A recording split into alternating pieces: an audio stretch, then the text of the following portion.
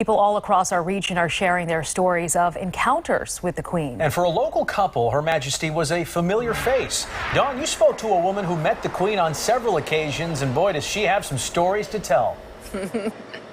Absolutely, Jason. You know, to many people who saw the Queen on television or in the news, she was very formal, but there was a whole other side to her, a more relaxed and familiar side.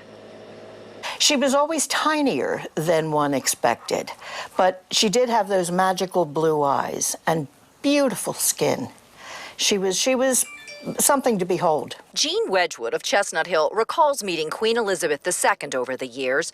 Jeannie married Lord Piers Wedgwood in 1985 and would sometimes see Her Majesty at receptions at Buckingham Palace. I was newly married, and I told her I was from Philadelphia, and she very much remembered coming in with the Royal Yacht Britannia for the bicentennial.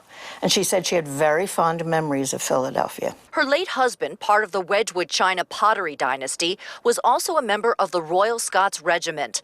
Piers became friendly with the Queen when she was at Balmoral Castle in Scotland during the summer and would often invite him to private gatherings. The first time he went for lunch, he was very nervous, naturally. He was pretty young, but he said he was put off by how very relaxed it was. Jean's home is adorned with Wedgwood china, artwork, and photos, including this one of Prince Charles taken while attending a fundraiser Jean hosted in Chicago.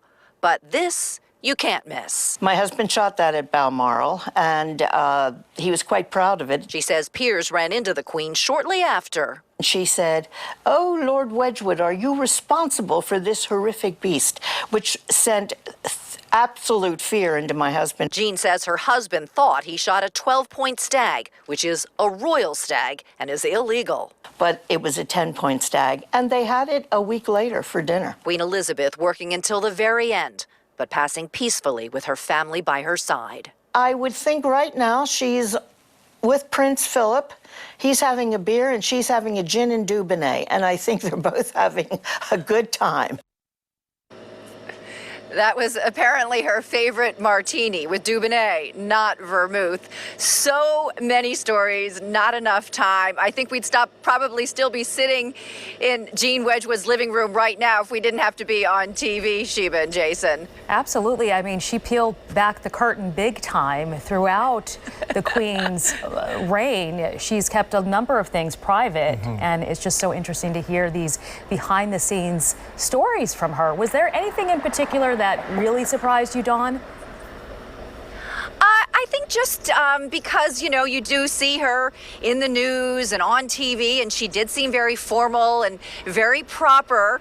But Jean had a lot of stories where she was just very relaxed, and in the middle of one of the luncheons that her husband was attending, she decided she wasn't having pudding for dessert, which is the British dessert. She was getting up because she had to have her hair done because she had an event that night. So, you know, lots of fun stories. Yeah, and she was quite funny. You know, one-liners here and there that got you going, and you saw a different side to the Queen. Dawn, thanks for bringing us those stories that we can't see anywhere else. Appreciate it.